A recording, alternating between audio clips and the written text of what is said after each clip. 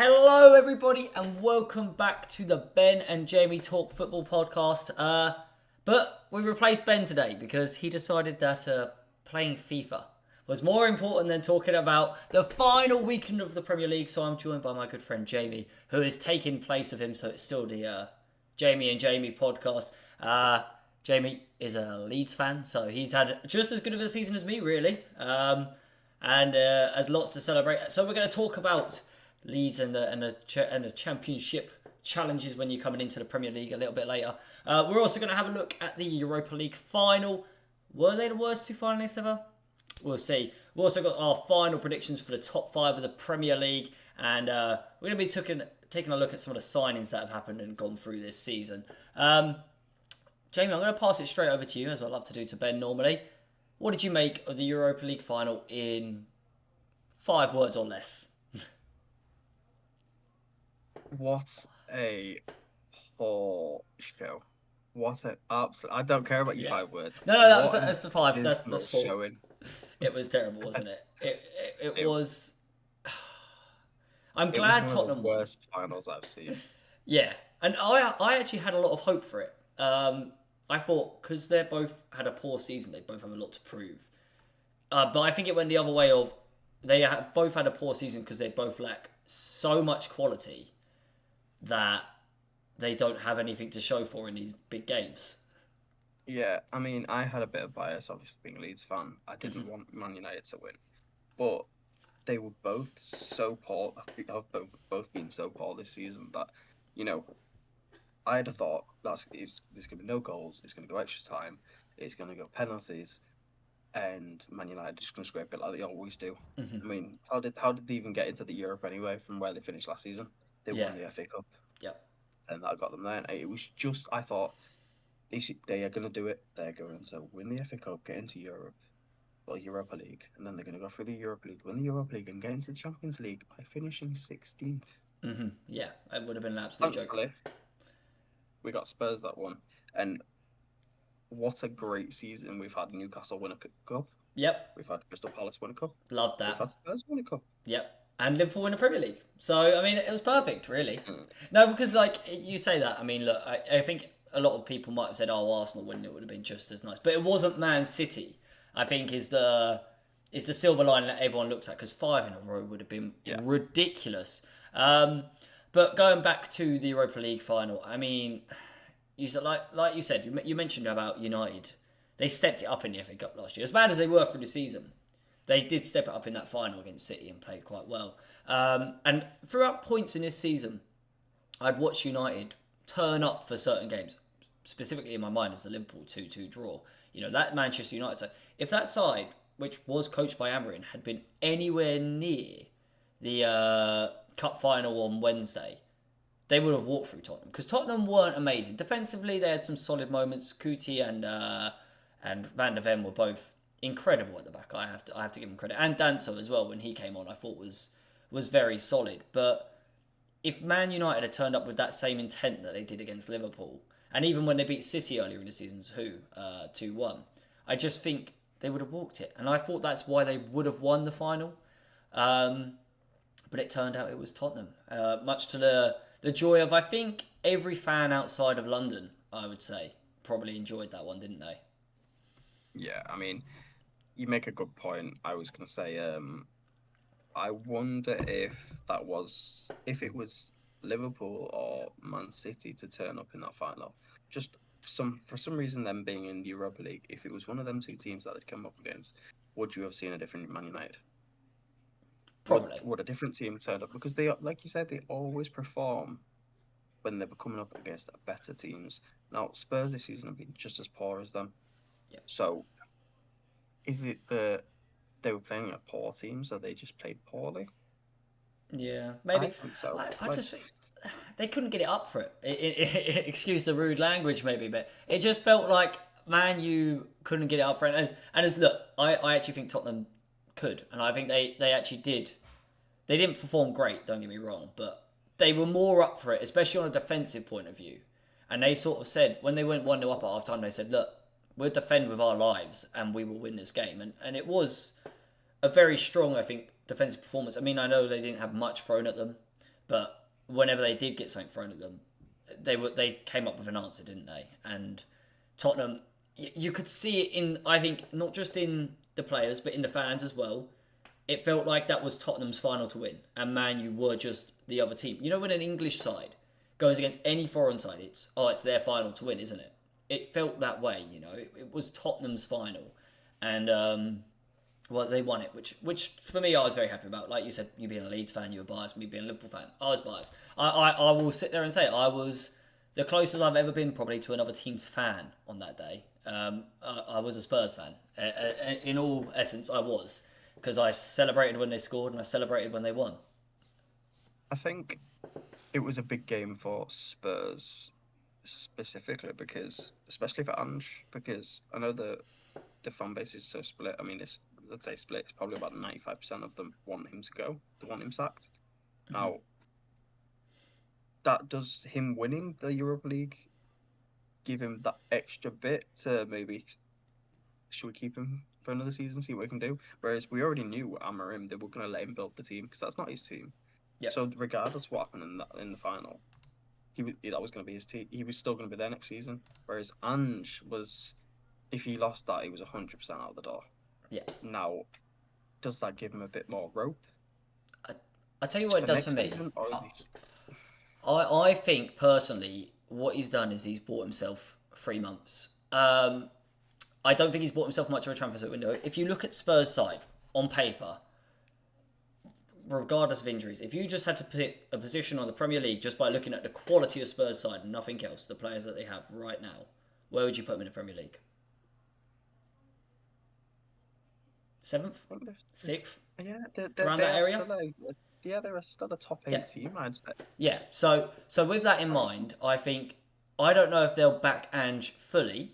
Kind of how Man United they did financially back Ten Hag, but they sort of gave him that 3 months, didn't they, into the start of the season. Yeah. And I think Ange might have earned himself that same privilege. And they'll go, right, let's see how you're doing in the Premier League next season.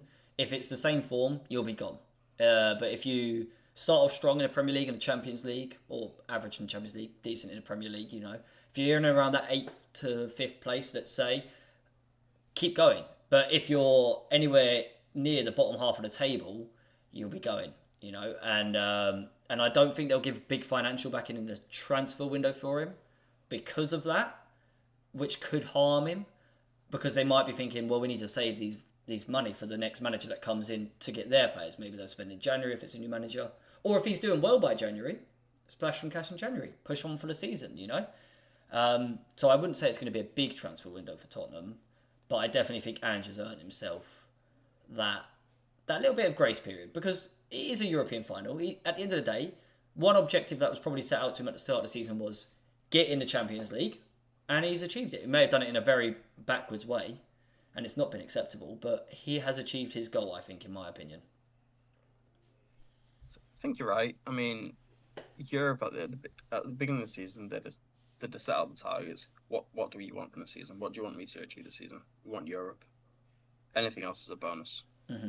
They weren't expecting a trophy, and I think Ange said it in his interview afterwards, saying about it's a massive monkey. He didn't use that terminology, but it's a massive monkey off Spurs' back, because it's that cliche of, oh, you're doing the Spursy thing. Yeah, absolutely. You can't say that anymore. It's that voodoo's gone. They've won a trophy now. Yeah, it is that you can't talk about it anymore, can you? And I'm happy for them as well, because now that burden, I do believe that burden has now passed on to Arsenal as well. If you look at the big 6 sides, I know Arsenal only won the FA Cup a few years back. It hasn't been that long in compared to Spurs and other teams. But if you look at that big 6 now, they are the longest without a trophy. And that trophy that they got most recently was only an FA Cup. And I know it was only an FA Cup, is a bit of a harsh thing to say. But Chelsea is the next one along from that. They won the Champions League. Then it's Man United more recently won the FA Cup and the Carabao Cup. Spurs have just won a European trophy. Man City have won a Premier League, and Liverpool won a Premier League, plus League Cups and so on. So, yes, Arsenal are now the longest with the drought, and they certainly need something next season. But we might get onto that in a little bit. Before we move on from the Europa League, I want to pull up a couple of other teams who have been low in the Premier League standings at the time of reaching a European final. Because, in my opinion, these might be the worst two teams to ever make it to a European final, Manchester United and Tottenham. We did once have Fulham, who were 12th in the Premier League, play against Atletico Madrid. They lost. And we also had West Ham, obviously, in the Conference League, finishing 14th in the Premier League that season, who I think are slightly closer in competition. How would you say Tottenham and Man U compare to that West Ham side? And bear in mind that's fresh in the mind as well, only a few years ago. I mean, you look at the play, look how the teams played. West Ham that season, even when they were 14th, they still, I think they still, that was the, what, 22, 23 season? I think Yeah, the team still played better than what I've seen from Spurs and United this season. yeah, I mean, don't get me wrong, Spurs have been so much better in Europe. They've played a different brand of football. He's changed his tactics for Europe, and it's worked out great for him. Man United, I mean, it can worked you better. call it luck, or can you call it luck, or can you just call it the Man United way of winning things? Yeah, You know what happened against Leon? yeah, but that's I the didn't Man see United. That's the anything. Man United way, isn't it? That's just it. Yeah, Old I Trafford didn't can do see that. anything different from them. I didn't see anything different from what I've seen in the league. It was just the legs. They just pushed it through. Leon's legs went a bit. The heads must have dropped a little bit, and they just pushed it through. But that West Ham team, they was I think when they were in the Premier League and they were 14th at the time, they still played better football than these two Yeah, this season. And in Europe, when they won the Conference League, they were brilliant to watch. yep. I you you seen them play? I think, but was that It was that was Bowen when and they had that Declan Bowen and Rice, wasn't it? Declan Rice, and that's what Yeah, I was going to bring on. Man United, if you look at them, they've got Fernandez, and they had Diallo for quite a bit of the season, and they were the two driving force. And then you go and compare them to maybe to Bowen and Rice, who were the driving force behind West Ham. But it was a more complete side, wasn't it, with West Ham? And it's interesting you bring up the luck of Man United throughout the Europa League. I actually think it's Amorim's style of football. He's very consistent with he's going to play his way, and he is not going to change his mind on that. Um, does it suit English football? In my opinion, no. Does it suit European football? Potentially, absolutely. And that's why he went through in each round of the knockout stages, and why Sporting had a very good start in Europe, dismantled Man City at one point in the season, because it's the same structure, the same tactics. They work well for European sides, I think. And in European nights, it works. But when you come up against a rigid English side, and Spurs are an English side at the end of the day, it backlashed on them. But yeah, in my opinion, Manchester United are the worst ever finalists, followed by Tottenham, and then I'd rank West Ham above them in terms of teams to make it to a European final. I think we can agree on that. Yeah, Another thing is Ange could change his tactics, like you said yeah, before. I'm going back to the point, but he set up the way he did, and he changed. He got the goal, and he changed. What yep. did Amorim change? He conceded the goal. Didn't change his tactics. Still tried doing the same thing. Didn't change formation. Just kept trying to go down the wings. It just didn't work. I actually think he did make a little tweak. I noticed during the game. I don't know if you noticed this as well. Diallo in the first half was Man United's best player, and he was actually out wide the entire time, right on that touchline, wasn't he? And he'd Yeah. skin a Dogie or whoever went out to him and get a good chance. He obviously had that one that flashed across the goal from the corner. In the second half, he came in field quite a bit more, and I don't know if that was Amarim's plan. Push him in, have Dallo or Mazraoui overlap more on the right, Yeah. but it completely backfired because Diallo no longer got the space that he was getting out on that touchline. And I mean, everyone was saying in the game, oh, look, Diallo was so good in the first half and he did nothing in the second. Well, I think he was told to go in field and it didn't work for him because he then had to face Bentancur, Basuma, Sarr, as well as a doggy at the same time. And if he got past them, Van der Ven was there as well. So I do think Amorim tried changing a little bit, keeping the same shape, of course, but I do think But it backfired at the same time, that wasn't straight away. I think that was about 10 minutes into the game. potentially. Isn't that down to what Ange changed that forced Amarim to bring on substitutes? And when you have essentially he has two right backs behind him, does Diallo trying to maraud forward. he's going to have to cut in naturally because he's not, like you say, he's not going to have the space outside. So he's going to have to cut in because that's where he's going to find more space. But like you say, it just didn't work because it became overcrowded and he couldn't do what he was best at. Yeah, Hit that byline with his pace and and splash it across goal. knock it across. Yeah. Yeah, and yeah, I think that was at the end of the day the reason they lost. But I think it's time to move on from that European final, which we were very happy about, and take a look at the Premier League weekend that is coming up ahead of us because it's boring at the bottom of the table. We've known the three relegated sides since week 1 of the season. And it's boring at the top of the table because we've known the champions since probably I'd say about Christmas time. Liverpool have been pretty much coasting their way there, haven't they? But we do still have, in my opinion, the best ever Champions League race I think I've seen. You've got 5 teams competing for it from 3rd to 7th, and it could go any way. Because of one fixture that at the start of the season was probably pegged to be a very boring final day, Nottingham Forest versus Chelsea. But here we are with Nottingham Forest sat them with, let me just make sure I get this right, 65 points in 7th place, and Chelsea in 5th place, Champions League spot, 66 points. How do you think that game's going to go? I mean, let me just get sorry. Who knows? You don't know. It depends what Chelsea's going to turn up. I mean, they've gone through purple patches and then they've just gone completely off the rails. At the same time, Forest, they've been great all season, and they've just slipped off it at the wrong time. And I mean, I'm looking at the recent meetings, the recent results between the teams. Yeah. And you could not pick a result out of this. You've draw, Chelsea win, Forest win, draw. That's the past 5 results. I cannot call. It would not surprise me if it was a draw. It really, really wouldn't. Which doesn't help either of them, really, does it? Because no, a draw comes through. Aston Villa are playing Manchester United at Old Trafford. Do Man United have it in them to be the party poopers and stop Aston Villa? They did draw, was it 0-0 at the beginning of the season when Man U were also potentially at their worst.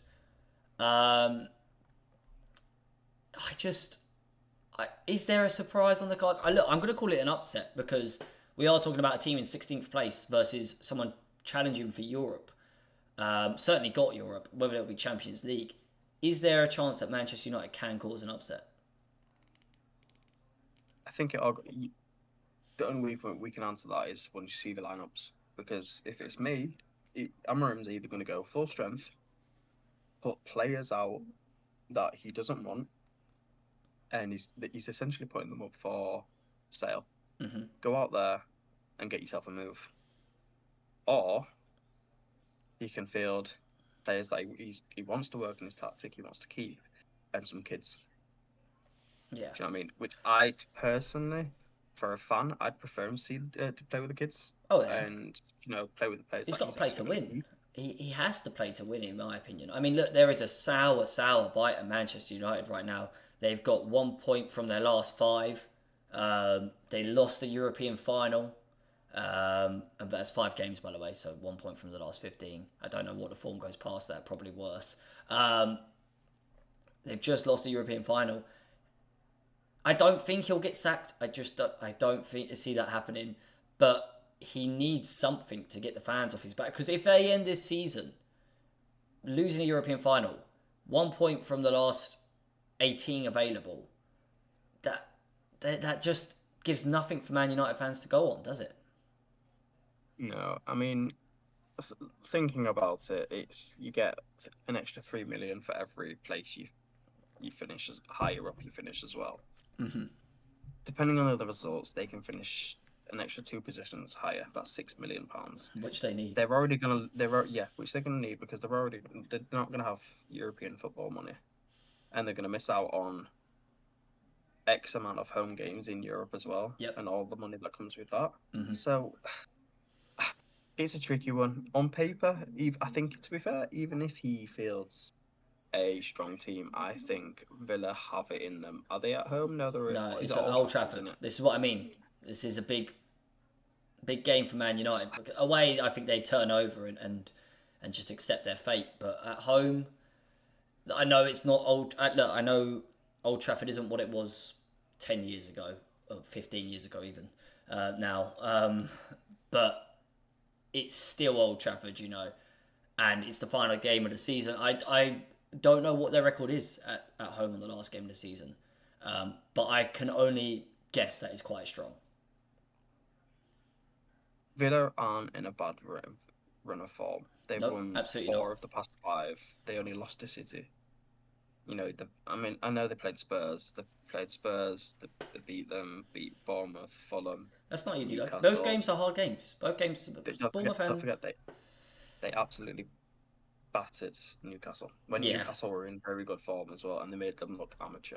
yeah. I, for me, I think that's three. It's going to be 3 points for Villa. To be honest, All right. I can't see anything else other than 3 points for Villa. Okay. So we're saying what we saying. If you had to put one on the we'll go back to the Chelsea and Forest game quickly. What if you had to put one on that?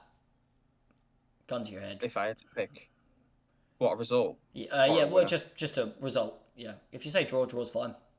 I'm going to go draw. I Right. So don't see anything else.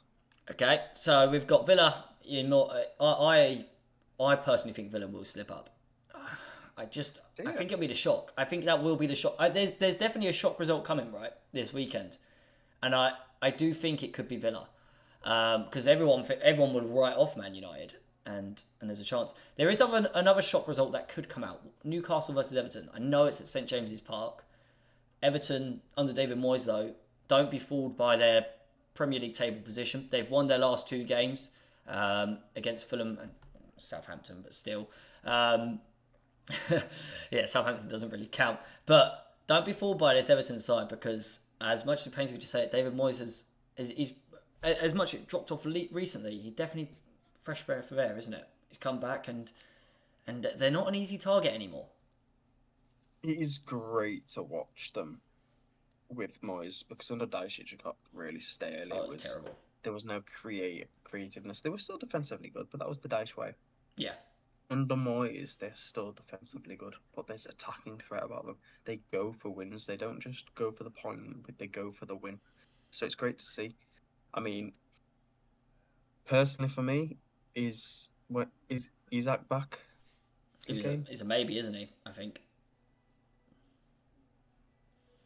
Again, like you say, I think this could be the slip up of the weekend. This could be Yeah, the one because they were poor against Arsenal. I mean, yeah, the other 3 games they played Arsenal, they'd beat them. Each one having Isaac playing, yeah. Isaac playing, I should say. Hmm. When they and don't get me wrong, they weren't bad against Arsenal. They just didn't have Isaac up front to latch I on mean, he to the makes such a final difference, ball. doesn't he? He makes a huge He does. difference. I mean, He's massive for them. it's not just the fact that it's Isaac. Look, all respect to Callum Wilson and the Premier League career he has had. It's been quite a good one, fairly consistent striker, but he is just past it now. Injuries have done that to an extent, I believe.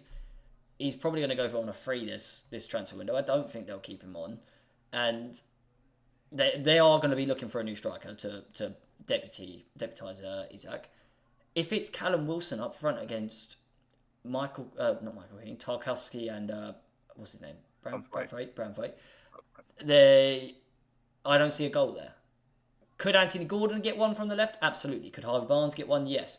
But and Jacob Murphy as well. He's been quite good as well. But nothing's going to come through that middle. There is no way. If it's Isaac, absolutely. But if it's Callum Wilson, them 2 defenders will have him in their pocket all day. They are good enough to keep going, and it won't be easy for Newcastle without Isaac. I'm not like I say, if he plays, it could be a different story, and I think Newcastle win if he plays. It's not just Isaac that were, to be fair, it's Jolinton. Yeah, It's Jolinton. Jolinton because I think That Bruno and midfield. Tonali are great in that midfield, but They need that who's the engine. workhorse? He's the Who, engine. yeah, who is the one that'll run and do the dirty work? Jolinton. Yeah, So absolutely. if them two are missing, it's gonna be tricky. if you had to put a gun to my head for this one, I think I'm still gonna have to go Newcastle just because it's at home. Yeah, I think it'd only be a slice. I'd only go for like a 1-0. But I just think if it was at Goodison Park all day, every day, Everton. yeah, But at St James's Park, knowing what's on the line, I think the fans are going to be right up for it. I just think they might sneak it. yeah. Fair enough. I agree. I do think Newcastle, like I say, my upset is actually Aston Villa, and I don't think there's two upsets in it.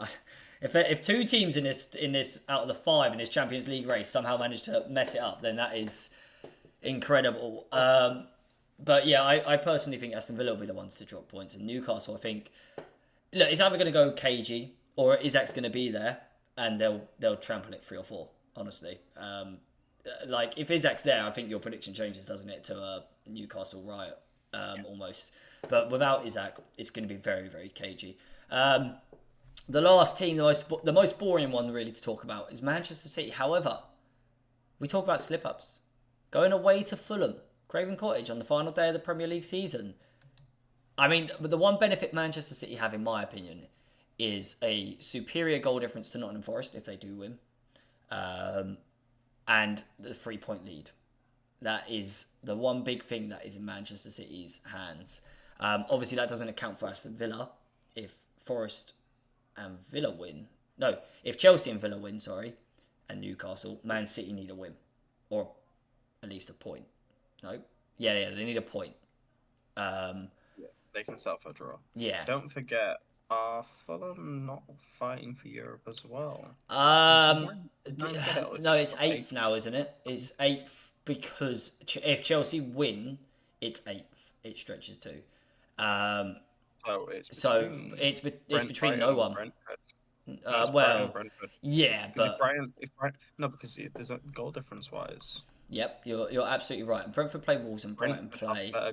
Yeah, Brighton play Tottenham. So you'd assume my money would be on Brighton. Tottenham are partying. yeah. They are hungover. They actually have done their trophy parade today.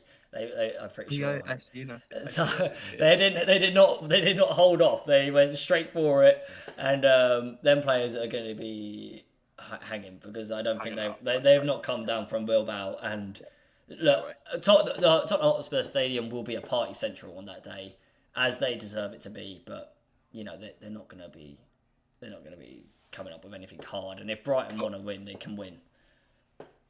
back to City. Yeah, You said the Villa Man United game for you was a slip up. yeah. The This slip is up game. this is another banana peel, isn't it? Personally, this is the one for me. It's not a big one because I think City, regardless, they'll fit even if they lose and the other three, Newcastle, Chelsea, and Aston Villa win, Has to go a they've certain still way. got Europe. They still get Europe, don't they? Yeah, Worst comes to worst, they still get sick. They're still going to Europa League. I know they want to be in Champions League, but again, if the results go the way I think they're going to go, and Chelsea do only get the draw, then that's City done. will get Champions League. Yeah, yeah, Do you know what I absolutely. mean? Forest can't catch them anyway.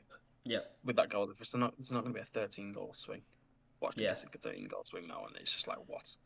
But I I fancy Fulham. I know Fulham aren't playing for anything, but I fancy Fulham. I really do fancy Fulham for it. I At think Craven Cottage. it's the one day of the year where being at home possibly has the biggest advantage possible, in my opinion. Yes. Is the final day of the season because your fans are normally in okay spirits. If you're a relegated side, they're going, look, we know we've known our fate for a while, and we're gonna do it. If you're fighting for relegation to survive, you're gonna be in high spirits. I just think it is the most important game to have at home if you're fighting for something.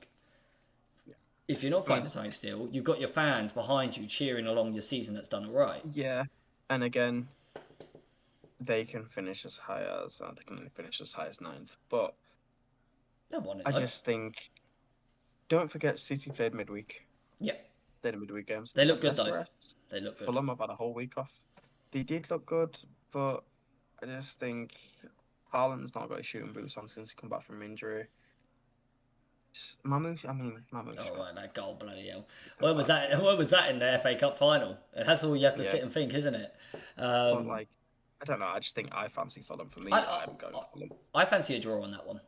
I see a draw, like a 2-2 could stick Well, out. I mean, yeah, a And draw City will can be taking that. draw And, can be fair.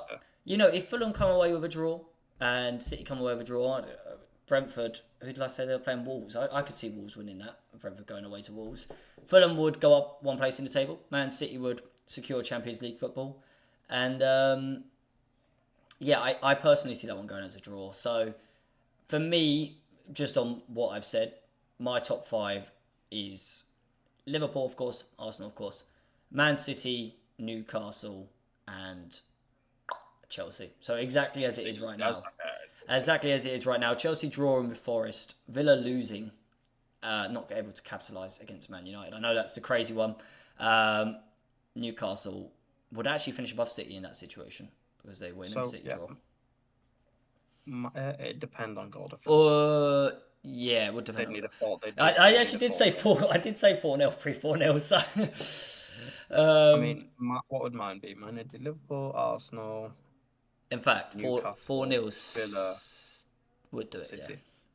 City would finish five on mine. I'd have Newcastle, Villa above mine if I went with So mine was. Chelsea dropped out and Forest. Chelsea dropped to sixth. Forest stay seventh. So unfortunately I'm going to say this statement just to put it out there. Unfortunately for Forest, after their incredible season, they do not get Champions League. Now, I say that unfortunately, but I take that with a pinch of salt because I actually believe that could be beneficial to Forest in the long run. We've seen it this year. Chelsea have walked the Conference League, and Tottenham have won the Europa League.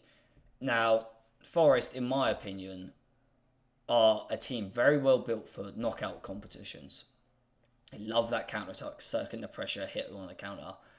If they were in the Champions League, I'm going to say it, there is no chance they would win. They would potentially get grouped and not earn much money. And the odds on them reaching the knockout stages would be quite slim. At the same time, it would be damaging to their Premier League season because they have to focus on their European football because there is a cash prize in it. There's a lot of money in the Champions League. I'm not sure how much money is, let's say Conference League, because that looks like where they're heading by our prediction. I'm not sure how much money there is in the Conference League, nowhere near as much, but there is glory because, in my opinion, the Conference League is one of the best competitions that there is right now for emerging and challenging clubs. It gives you that foot in Europe, it gives you a competition to fight for, and a trophy to potentially lift. And I think it's stupid for Chelsea because they are too good to be in it, and they've shown that. And their only real challenge is coming in this final, where Anthony is going to be their biggest challenge. Um, Yeah. but I think in general, the competition is a brilliant one. And now that you can see Chelsea sort of where they belong, Champions League, and the other teams above them are where they belong. Yes, okay, Man U and Tottenham are out of the picture right now, but it's a great opportunity for these challenger clubs to get into Europe and have a real good time, I think. I think, speaking as a fan that's, yes, from a lower league, I think looking at Forest and, Villa, etc., Yeah, I think playing in the Europa League and the Conference League, I'd love that. I'd, because you're still playing in Europe. yeah, Yeah, the money of being absolutely. in the Champions League and the players that you'd be able to bring in, it'd be great, but it'd be so detrimental, like, for your season that it just wouldn't work. You've seen it happen to Newcastle. Look what happened to Newcastle, the drop off they had Yeah, when they were in the and Villa, Champions League. Villa as well. Villa, yeah. They've And I just recovered, think but they've their teams are too good. The English teams are too good to be playing in the Europa League and especially the Conference yeah, League. And as a outsider fan, I just think put me put Forest in. If I was a Forest fan, I'm thinking, yeah, I'd happily take that because put me in the lower European league and give me a great night. and absolutely batter these teams and have a massive chance of winning a European trophy. You're gonna go into, or would you rather go into the Champions League, where you might get one or two good results. Yeah, you might be playing PSGs and Real Madrid and things, And get some money as but well. But and get some money. But ultimately, you're not gonna get out. You're not gonna get far. You're not gonna get to the playoffs. You're not gonna win anything. Do you know what I mean? I think I'd rather the opportunity of being able to potentially go to a final and win a trophy. yeah, win the Europa League and win the Conference League, for example, go into the Europa League as well. I mean, you ask West Ham fans what they care about more, like if the season where they finished 8th or 7th, or the season where they won the Europa League or the Conference League following that season. I think I know which one they preferred. And look, Forest, look, I know it's not what you maybe wanted because third place for a lot of the season, big drop off. But I think at the end of next year, you'll be going, I'm glad what happened. One way or another. You will have had some incredible European nights and so on. But you know what? If they beat Chelsea and Villa drop points, or Newcastle drop points, and Man City lose, or whatever, then, well, Man City's irrelevant in that one. But if they beat Chelsea and they leapfrog their way in, there's still a positive. It's not a bad thing to be in the Champions League. It just won't be as exciting, I think, as the Conference League or the Europa League. But anyways, moving on from the Premier League discussion and positions, because there's nothing else to discuss really in terms of that. We are going to be looking at the worst 5 signings in the Premier League this season. Now, I have one question to you.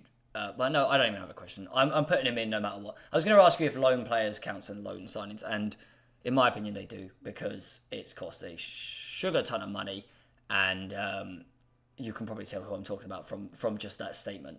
Do you want to go with your list first, and then I'll do mine, or do you want me to go first? You go first. I'll go first. Okay. Yeah. All right. Right. Just looking at my list, I'm trying to rank their orders. Right, I'll put him in number 5 because he is a lone player. Raheem Sterling. Look, Raheem Sterling was a great player when he played for Man City, and he was a good player when he played for Liverpool. How long ago was that? It's been a long time, and Chelsea bought him in, and he weren't good enough. So I do not get why Arsenal, a challenger in the Premier League, or challenging for the Premier League title, thought Raheem Sterling would be the answer to their prayers. He hadn't been good for Chelsea in the season before. He'd had maybe 1 or 2 appearances where he played all right. I think he had an okay game against Leicester in the FA Cup final, I want to say, semi-finals, or something like that, quarterfinals, whatever they went through to. But other than that, he'd been poor. Arsenal took a gamble, not a massive gamble because they didn't buy him, on him being enough, and he was nowhere near enough. We look at Arsenal's failure to sign a striker. Well, if they hadn't had Sterling, maybe they could have got a lone striker in who might have done something, and it could have been a different season for them. Next in, I am going for, he's still early doors here, but Kushnerov for Man City. The excessive fee that they spent has Mikhail Mudrik's written all over it. I haven't seen an impressive performance from him yet. Still time for him to improve, but I think it's okay. Third, I'm going for someone from Liverpool, Carvalho, sold over to Brentford. I watched him when we signed him for Liverpool and wanted him to do so well, but the drop off in his performances, and he might do well in the Championship or in a foreign league where it's not as physical as the Premier League. And I'm not saying the Championship isn't physical, but there's a technical quality that he has that would work there. But he is not strong enough for the Premier League. It was a waste of money, really, from Brentford. And they could have got people better. Xerxes next. Can't score a goal. Man United are where they are because they have 2 strikers who cannot score. And look, I get it. Xerxes has some creative qualities, but they didn't sign him to be a creator. They signed him to score goals. I don't know why people now go on about him. Oh, yeah, but he can create stuff. It's Højlund who doesn't score. No, Xerxes was a striker who was signed over with some reputation of scoring in Italy and hasn't done it because he's not good enough. And my final worst signing is Fulkrug for West Ham. I mean, I had so much high hopes for him at the start of the season. I thought he was going to be the one that would push West Ham on, but quite poor in the end, in my opinion. I was going to include him in my list, but I let him off because he has been injured quite a lot this season. Yeah, but no, because he's only started 9 games. But a lot of that was also from him not being selected, not due to injury as well, and that to me says that he hasn't done enough in training. Maybe, no. I don't know. For me, I'm I just I'm more didn't looking think at the it. start of the season, I think, rather than the second half.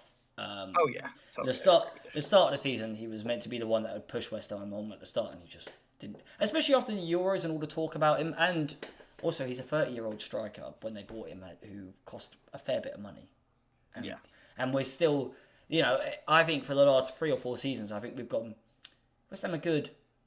Antonio's an all right player, but they need a striker, and we're sat here 4 seasons on still saying the same thing, and it's still a hole they need to fill. yeah. But go ahead with your five. So I was going to say this might be controversial, but I don't think it is. At number 5, I'm going Gundogan. Yeah, fair. I just think the player that left Man City, I mean, he was amazing. He could have been considered the player of the year that year, for the He season had a that year, shout. Yeah, yeah. quite easily. He could have been in for a shout of it. Went to Barcelona, it didn't really work out for him. Came back. He has been the shadow of his former self. Yeah. It's not as if he suffered from injuries. He wasn't injured at Barca. Do you know what I mean? He's come back and he's just not that same The player. passion. He's not. The Yeah, I passion's don't gone. know. It's his age. I'd say it's his age, but Hmm. I don't know. I just expected so much more. Everyone was like, "Oh my God, he's coming back," and City are gonna do it again. They're gonna have that midfield, especially when Rodri got injured. I Yeah. thought Gundogan will step in and take that commanding role that he might start dictating the play a little bit, and he just hasn't. It's just fallen short. I can't really remember him That's, playing. he's played 22 games this season. Is that a start or just appearances? Starts I think. Wow. And I can't put a good At performance to his number name. no, Carry on. exactly. At number 4, and I'm surprised you didn't have this one. To say the teams he's played for, Mateus Delit, from the money they know, listen, Yeah. the money they look at where they are in the league, the money they paid for him. He was a Bayern offcast. If he wasn't good enough for Bayern, why are Man United buying him? There's clearly a reason that Bayern are happy for him to be able to go. And Which is why. he's just defensively, he just looks lost. Hmm. His defensive positioning is so bad. He just looks like a lost sheep every time he's in defense.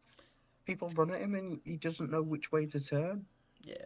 I wanted to get one from every team, and I looked at Man United, and I was between Xerxes and him, and I thought, what's been Uh, worse, Man United's attack or Man United's defense? And I personally see, thought their attack has been worse than their defense.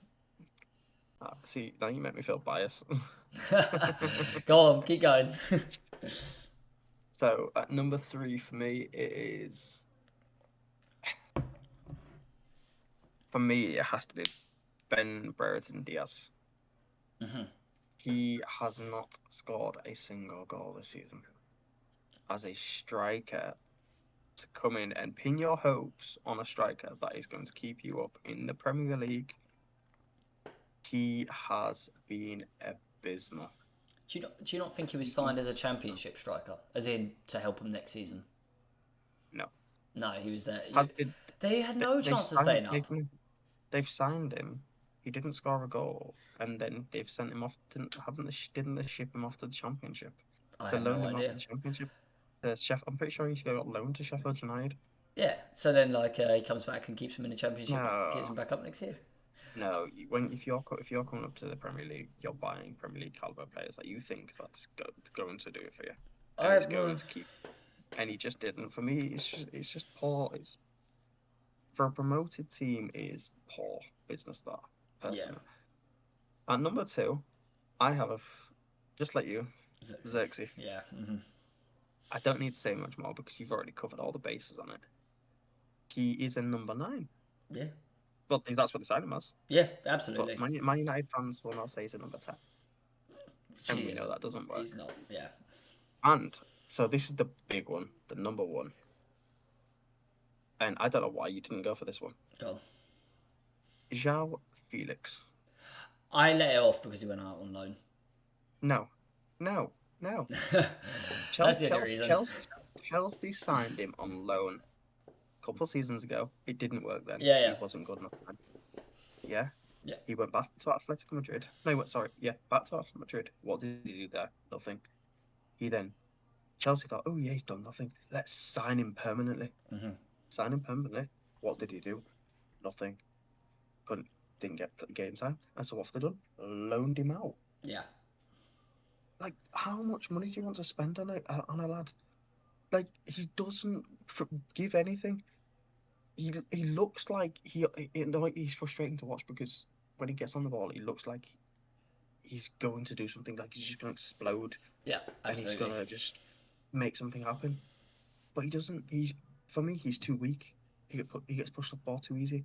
Yeah. And for the price tag, the money that they've spent between the loan and the transfer, to then loan him straight out off Yeah. to Milan, just for me, he has to be number one. He's the worst signing by far this season. I think he's the worst financial signing, or most clueless signing. I'd agree. The only reason I exclude him, like I said, is he went out on loan, and I know he wasn't doing anything anyway. But yeah, it just as a person who was only there for half a season and then kicked out on loan, I don't know. And Chelsea in I mean, general, you've seen Nkunku. financial. I mean, you look at Nkunku, right? Who is absolutely leaving this summer. They've guaranteed that he's moving on and he's going. And how much did they spend on him? And he was meant to be the one. I mean, he was the player of the season in the Bundesliga. I'm pretty sure he got like 7 player of the months. He signs for Chelsea and can't kick a football and blows up an occasional balloon. You know, He got injured though. He he did have a did, massive he injury, did, and but he's had the recovery time now. Like we're now talking 2 seasons on. It wasn't this but season he was signed; it was last season. and Cuckoo's been given the game time in the Premier League. He just didn't do anything in the Premier League. Exactly. And look at where he scored his goals in Europe against third world country teams. There is a talent in Nkunku. I don't want to go too harsh on him because I remember when he came on against Liverpool, we were already 4-0 up, I think, at the time, but he got the ball, turned it in the box really nicely and put a perfect finish into the corner, and you thought he might kick on from there. I He's not a number nine. I He's not a number think nine. I think He's a Nkunku, like 10. Felix, both need a move away from England. If I was Nkunku, I'd go back to Germany and play out there. If I was Felix, I'd probably go to Portugal and play out there personally. They both need to move away, and I think Nkunku could maybe compete again. Felix, I think he needs to drop right back and go to a league where he will be at a Sporting, probably win the league, something like that, and have some good performances in the Champions League. Maybe he'll refine his form and go from there. But yeah, that's our worst 5 signings, but we've also got a more positive light to look on, haven't we? With our best 5 signings of the Premier League season. And I have to say, I had a big old list. I've currently got 7 in front of me, and I'm still looking at it like, who do I trim down? Because so many good options. I'm gonna let you go first on this one, as I went first last time. And Took me in the Messiah. yeah, Well, like you said, you have a selection of 7. I've got a selection of 10. I cut through. You can only pick 5. You can only pick 5. We'll talk about the others after, but not until after both lists are done. For me, so I'm going 5th best first, Yeah, aren't I? yeah. 5th best for me, I'm gonna have to say Marmoush. Personally, he's been great. He's been amazing. He's scored like 9 goals since he joined. What? It cost a lot. It cost a lot. No, but They, money. No, yeah, but the Premier League is a I mean, look, it's hard to say. And there's two schools of thought. I went more for wow, they got him kind of on a bargain. He's changed their season. For me, Marmoush hasn't changed Man City's season. Yeah, he's scored some bangers and he's got some good goals. He also cost 75 million. That's like Haaland when Man City signed him. All right, yeah, you could put him as the signing of the season. Makes sense. But you can't compare Haaland. no, I'm not. I'm saying, but like you know what you're getting when you spend that money almost. Marmoush at the time of signing was the second best attacker in Europe, behind Mo Salah. But I understand your arguments and why he's in the list, but I think when you put that much money onto a player, they better be in that list. Yeah, but exactly. So he should be in the list. That's what I'm Yeah. saying. So he should be in the list. You'd still put him in there. Yeah, I think there's better value for money signings, but I wouldn't disagree on his performances that he should be there. Are we counting loans? I have not. And I But also, you counted loans for on the worst deals. yeah, but you haven't bought a player if you've got one loan. But you Like, have in the past. well, sorry, what I mean is you've Oh got, yeah, no, I get you. yeah, like you kind of, go on, say who it was. You have an honourable mention. I was gonna go Marco Asensio. Yeah, for me, yeah, because you He's could, I been mean, you could pick brilliant out this loads of season. them, but also he's been better outside the Premier League. Yeah, I suppose Champions League has been good. Okay, right. I will go for Ismail Assar. Yep, fair. He's been brilliant. I think it's been great for Palace. It's been great for the person who's benefited from it most, Eze, Yeah, because definitely. he's got that. He's got it's taken a bit of pressure off him. It's given somebody else for Palace to be able to run with the ball. It's also given someone that's going to Mateta's to whip the knock it too. ball in for Mateta, Yeah, and as Munoz you to see, overlap. yeah, as we see in the FA Cup final. Yep, absolutely. Mateta held up the ball, knocked it to Eze. Eze then whacked it out to Sarr, back into Eze. You know what I mean? Like You forgot it's Munoz in that move, but yeah. yeah. But I just think he's he's not scored a ton of goals, he's not scored a ton of assists, but he's just been so good for them Yep. that he's just changed their season. That I expect. And what did they sign for? About 7 million. 15 million. 15, where am I getting 7 million from? I don't know, 15 million euros. So that might be 7 million plus add-ons, maybe. No, it's about 12 million. So Yeah, something but like I was that. just thinking But they've had even for that add-ons. money, I just think it's a ridiculously good signing. At number 3, I am gonna go Mikel Moreno. Okay, yeah, fair. I think he's kept Arsenal in the top 4. Great from set I think pieces. I think without him, they genuinely without Moreno, I don't think they got stayed in the top 4. Personally, I think the only I agree with you on Marino. Um, I think the only thing I would say is if he wasn't there, someone else may have stepped in. Declan Rice maybe goes higher up even more. Who knows? but then But they lose what he brings Jorginho in the party midfield. and Though. stuff. But yeah, I agree to an extent. There's a reason that To him say as out he of was top brought in to four, be a to say out of top he four, in was my opinion, is a bit far. But I think they'd certainly be in this final battle more than rather than getting out of it last week. do you know what it is for me is I'm struggling for offensive players really for team of the for player of the year, player Yeah. of the signing of the season. Sorry. So I'll go into number 2 anyway. Go on. Milenkovic. Yep. Well, no, see, my top two, the 1 and 2 can go either way. I'm just. Can you guess what that number 1 is? If it's going to be a defender, Is it a defender? Does yes, he play for Bournemouth? it does. Yes, Is it Hudson? and yeah, and like the both for me, they could have been 1 or 2 for me. I just think they've Yeah. been 2 of the best defenders this season. Bargain Other buys. than you, yeah, well, yeah, bargain best, but I could put them. You could put them in for team of the season defenders as well, to be honest, because they've been absolutely amazing. I mean, all you have to do is look at the table. Look at the table. Look where they are. Look what they've done. This absolute rocks at the back. They look so natural. Both of them look so natural in the teams that they are playing for. It looks like they've been there for seasons, Yep. and it's their first season with both teams. It is incredible to see what they've done, and the partnership Milenkovic has got with Murillo. It's like they've been playing with each other like for like 5 seasons. Yeah, absolutely. It would be. I mean, I know Hudson's gone off to Real Madrid now, but But that's the it quickest would 40 million ever. yeah, it would surprise me if Milenkovic stays at Forest. If they don't get let's say they don't get Champions League, it would surprise me if a big team doesn't come in for him. I think the only thing I'd say to that is I feel like Murillo is the more desired target out of the two. And I think they would not let both go. They probably would struggle to hold on to both.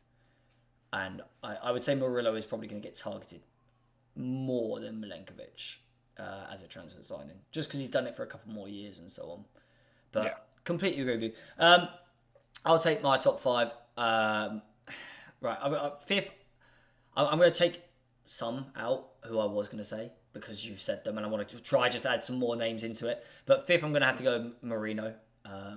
Lower down than you've put him, mainly because, all right, look, okay, yeah, he's been brilliant from set pieces and done a good job in striker, but that's not what he was signed for. In general, it's a signing that worked out.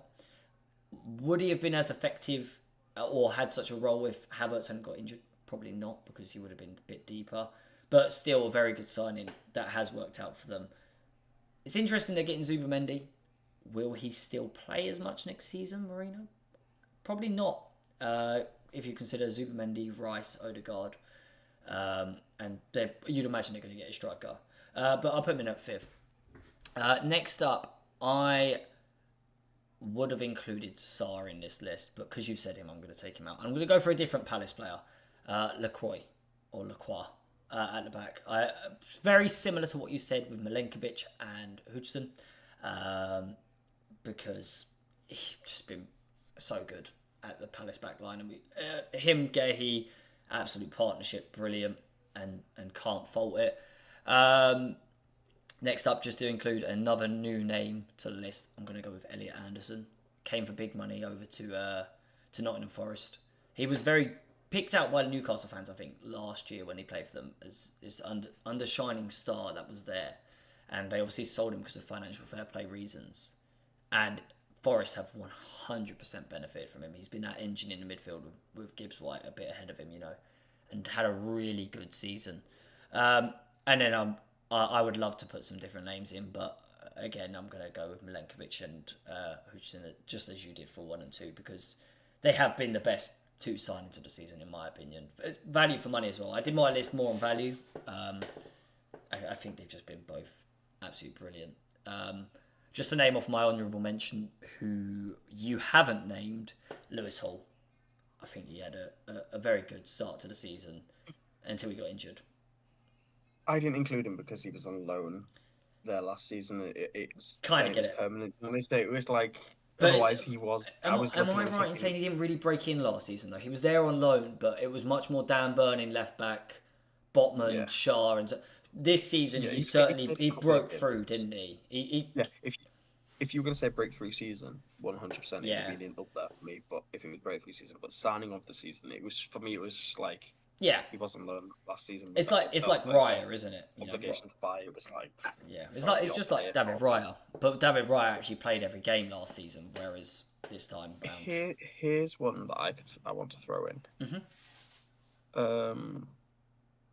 And I suppose if he had a bit more help in the team, he's on the verge of getting a move to Man United, maybe.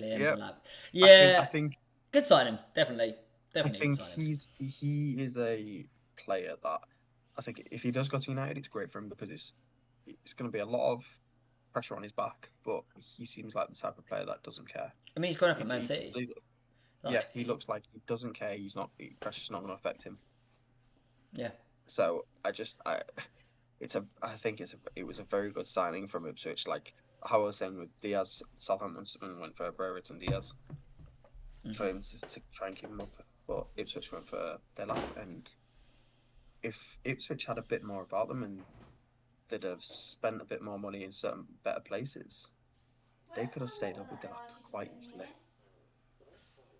Yeah.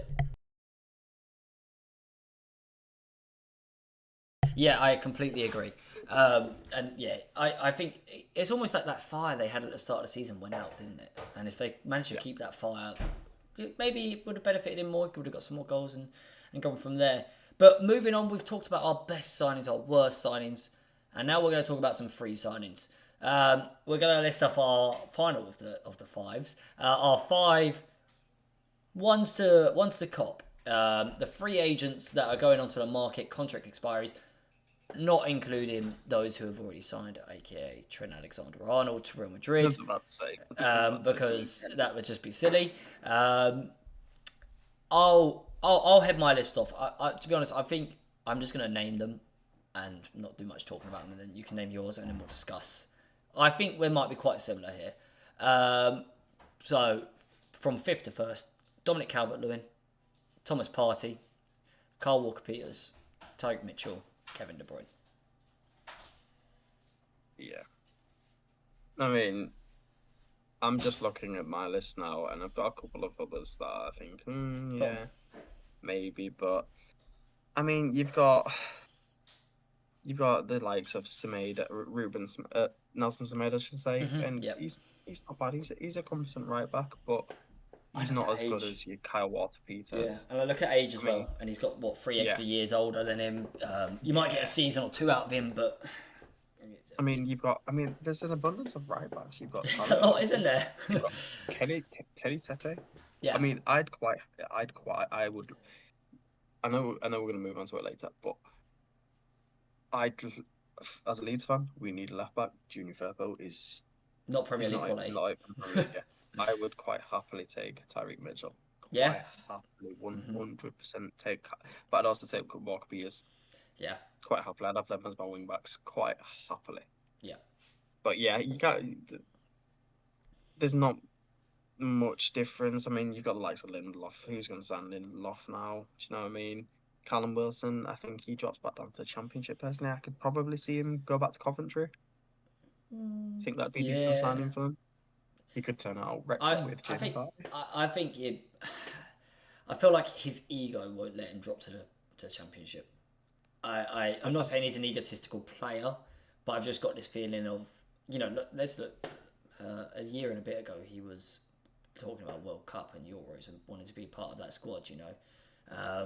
So yeah, I think he's kind of similar to Dominic Calvert-Lewin. I was between Wilson and it's funny you mentioned some names like Tete. I was between Tete and Carl Walker-Peters. Um, Wilson, I was between him and Calvert-Lewin, and I thought, oh, which one do I put in? Wilson's just that little bit further on in his career, isn't it? And I think if you're a Premier League team coming up, I don't know, let's say you're Leeds, right, and you're looking for a striker, who are you taking, Callum Wilson or Calvert-Lewin? If you had to take one. I'm not a massive fan of Dom. I'm Yeah. not Would a you go with massive fan Callum of him Wilson at with all. his say we took Dominic Calvert-Lewin's stayed a bit fit now. Callum Wilson seems to go injured every other month as well. And you bear in mind who's going to take more of your wage budget up as well. Calvert-Lewin's probably going to take up more of your wage. Do I'd you take reckon? Callum Wilson because I'd take Callum Wilson because he's going to be injured most of the time, so it's going to force the board to buy another striker in so that he can stay That in is the a injury that team. is a dodgy way of doing it. that I'm not having. No, I can't have Calvert-Lewin. I don't like him as a player. Don't like him as a person. It's just a personal vendetta against all him. right. Okay. I Wait. don't Hang think on. he's Hang a on. good striker. Let's put it to the test of not you. Let's say Sheffield United. Who are they taking up front? Say Sheffield United win.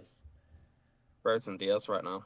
Yeah, but no, but Sheffield No, United, all right, yeah, okay. like Calvert Yeah, Lewin is oh, like well, personal. Take the personal out of it. I think Calvert well, Lewin is a you take the better personal. striker than. They'd take him anyway because that's where he was born, Sheffield. He grew up Well, I'm in trying Sheffield to take the United. So personal out of it. but what I'm saying is, it Yeah, would it be a would. good It would signing be a for him. good I good totally option for agree. them. I get what you mean. You're gonna get more value out of him. Even if he's just on some money, you're gonna I get more think resale value on him anyway. I think he's a 10 So goal a yeah, season striker. yeah. Personally, I think he has got the quality to get 10 corners, penalties, tap-ins. There's something there in him. He's not a penalty taker, I don't think. I'm just saying if he played for Sheffield, I imagine he would. Well, yeah. I don't know. Depending on who he plays with, It depends he'll who's in get the a team. championship. He'll get a championship move. He'll go to. I think he'll go to. Do you know what? I could see him at West Ham. A caliber Yeah, team like that. Do you know what I mean? A West Ham, that's not good enough especially for being West on a Ham though. free. West A Ham need. Fulham. Yeah, there's plenty. Well, yeah. I mean, they're getting rid of but they're letting Vinicius go, right? Carlos Vinicius. Yes. And I couldn't see the sense in doing that if you're going to then go and sign Calvert Lewin or Callum Wilson. No, 'Cause that is almost like for like in terms of what you're getting. I wouldn't be surprised if Sheffield United win the playoffs. I wouldn't be surprised if they sign him. Yeah. Well, Generally.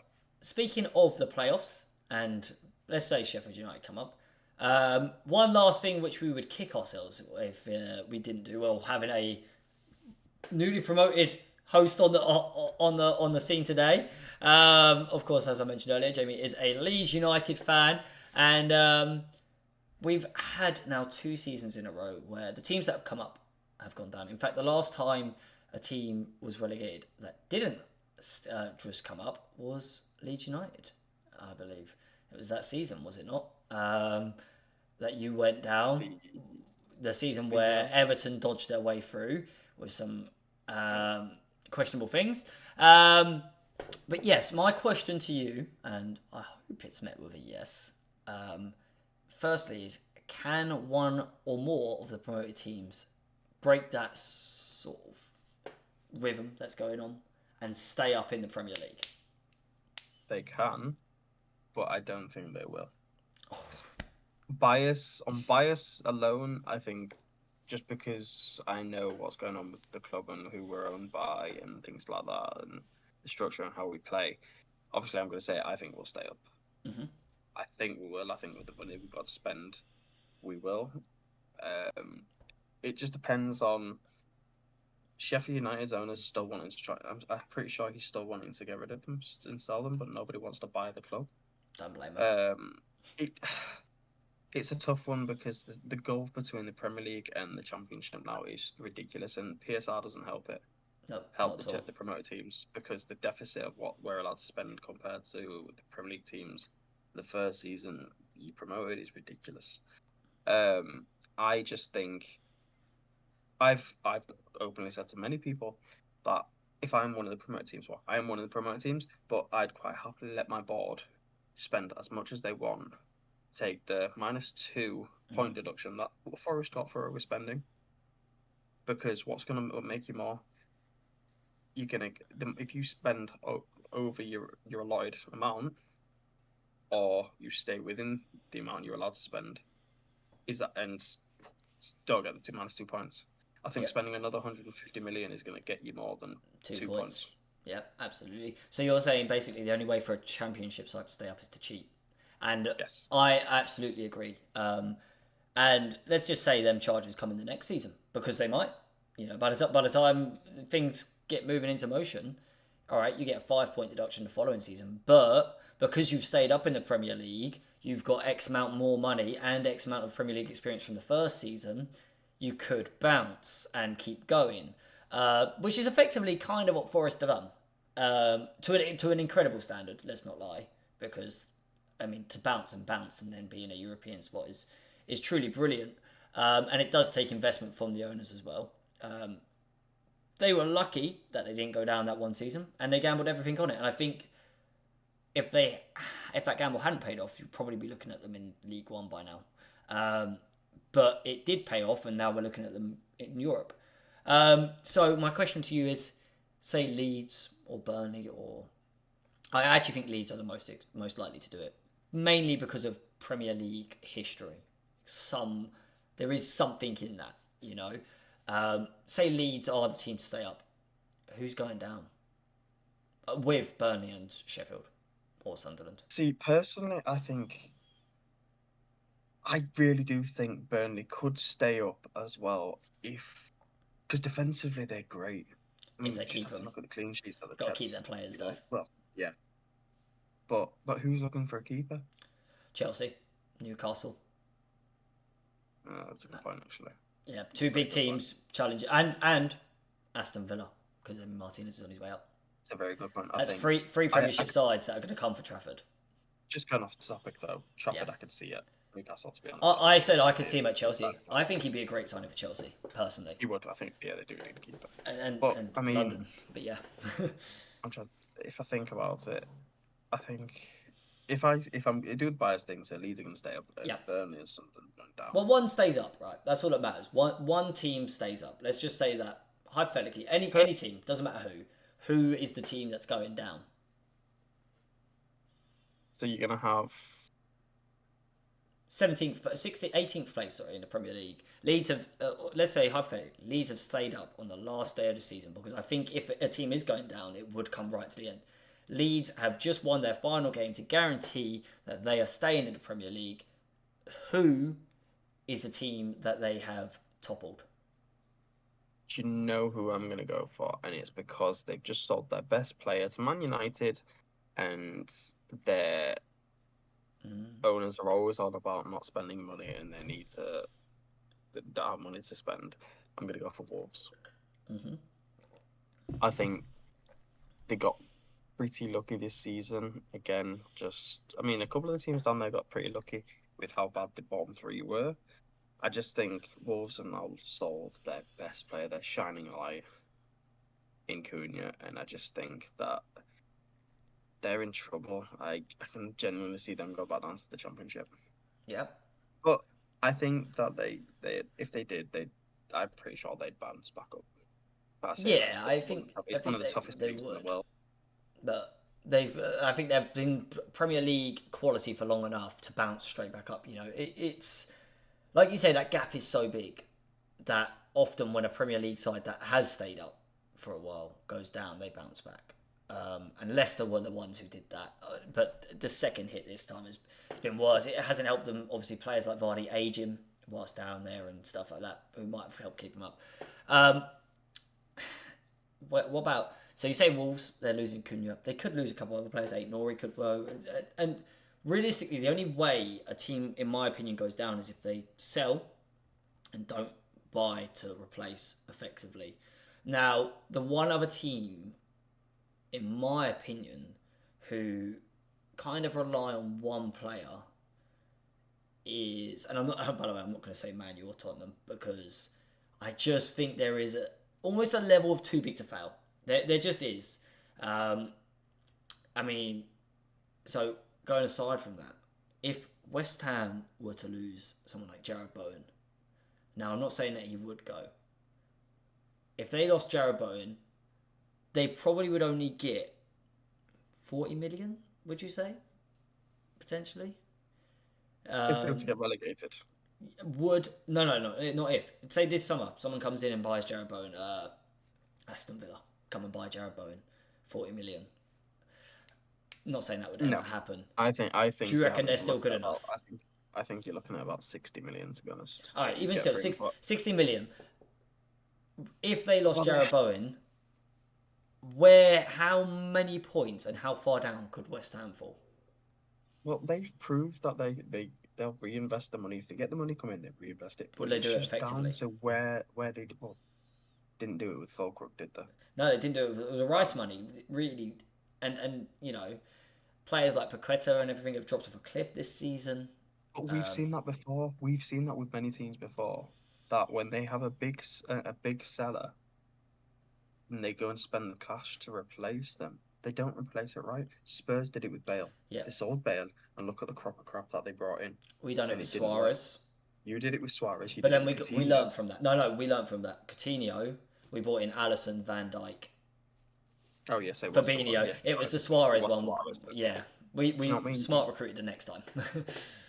Then West Ham have gone and done it with Rice, and it just shows that teams when they have this abundance of money to spend because of that big sale, it's almost as if because other teams know that they have the money, they're like, well, we want the max money you were going to give us for it, kind of thing. But then they're willing to do it, and the player's just not good enough. He doesn't live up to the hype of the price tag that you've had to pay for him.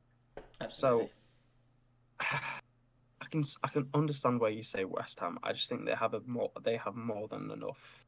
They have more than Wolves I just put to them say on a my low threat. I don't think personally. I really do see it just being 3 up, 3 down. I hope with all my heart that it's not.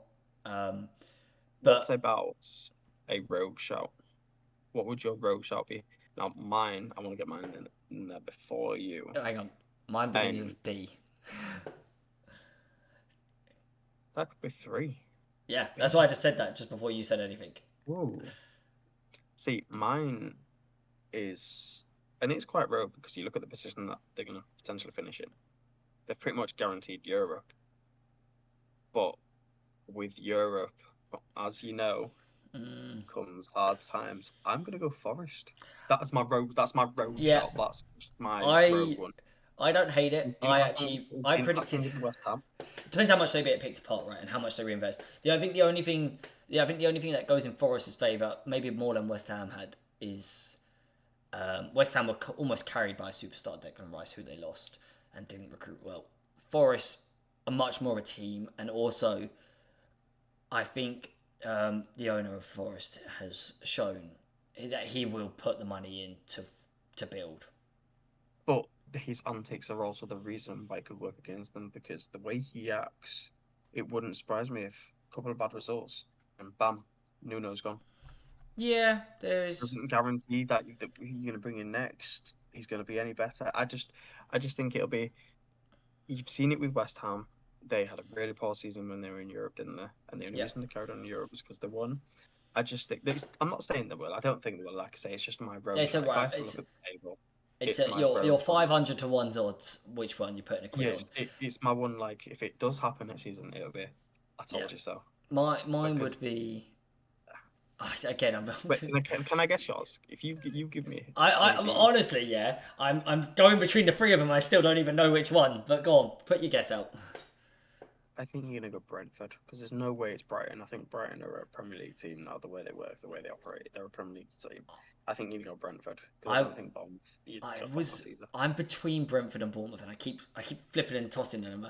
Um, I if I had to pick between the two of them, I would go Brentford because as much as I think in my head it could be Bournemouth, I think there's too many ifs that would need to happen for Bournemouth to fail. They would. I know they're losing Hutchison, but or however you pronounce it, but they've got multiple quality strikers, multiple quality defenders. And they'd have to really get picked, and also they'd have to lose their manager, who is shown to be a really good Yeah, manager as well. Brentford. I'm not saying you take there's Wissa there's, there's and less Bremo out of it. things that get taken away that have really achieved well that could go, and they could be on collapse. I don't. I don't think either of them will go down. They're too good, really. If I was going to go for anyone, it would be the two that we said. Wolves or West Ham. Yeah, Don't be fooled by Everton's 13th in the Premier League because that was dice ball. And under I'd love Moyes. for Everton to go down. Oh, I'd love it. Obviously, I'd bask in it. I'd dream of Man United going down too. That'd be hilarious. But the odds on it happening are very slim. It'd be interesting with Man U. One comment I was very shocked by was Bruno Fernandes after the Champions League and after the Europa League saying I want to compete in the top competitions, and I was surprised by that. But where does he go? Who would Europe. buy him for the money? Yeah, but I look at the honestly teams that are look. around. I know it doesn't. Look, it maybe goes against their plans or the way you look at them.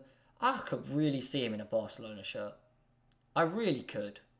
That's personal. That's one of the only teams I could see I, him at. I Couldn't see him. really, Yeah, I couldn't think see him go he's. to Bayern. I don't like Bruno Fernandes or haven't for a very long time, but I I want him to go somewhere where he can succeed, and I can sit then at the end of it and go, I'm glad he moved on and got a trophy, or a major trophy that he deserved. Not an FA Cup. Yeah. Um, and yeah, I just think he would suit Barcelona personally. And they done it with Lewandowski. They got that big name in who's slightly older, Yeah. and Thinking about their big teams that they could afford him, Bayern and Barca, Barcelona's probably the PSG as well. But But he's Barcelona's the only team that would fit. He'd fit in. So I don't see him fitting into a PSG one, no, a and they're doing too well to team, Bayern. Bayern team, any of the Italian teams. Real Madrid, no, because they've No, got Bellingham. no need for him. I'd like to see it, but I think we go off topic. I think we'll call it there. It's been a pleasure. Thank you very much for joining, Jamie. Without Jamie, there wouldn't have been anything tonight. We wouldn't have had any talk at all. So, appreciate that. And until next time, everyone.